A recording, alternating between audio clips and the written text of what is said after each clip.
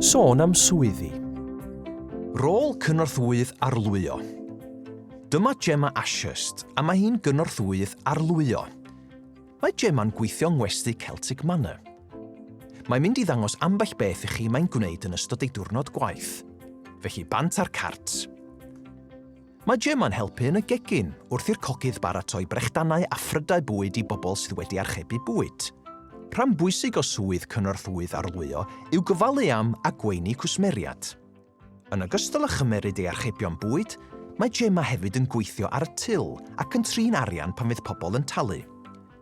Unwaith y bydden nhw wedi gorffan eu pryd bwyd, mae'n amser clirio a glanhau'r byrddau fel bod popeth yn barod ar gyfer y cwsmer nesaf.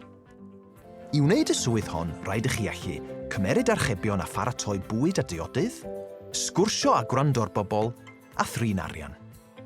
Rhaid i chi hefyd fod yn bwyllog pan fydd hi'n brysur, heini ac yn actif, ac yn gallu gweithio'n dda fel rhan o dîm. Mae Gemma yn mwynhau'r swydd am ei bod yn hoffi gweithio mewn amgylchedd prysur, cwrdd a sgwrsio gyda phobl newydd bob dydd, gan wybod bod pobl yn mwynhau bwyd a'r diodydd mae hi wedi ei paratoi. Sôn am swyddi. Dewch o hyd i ni ar ein gwefan gyrfa cymru.lliw.cymru.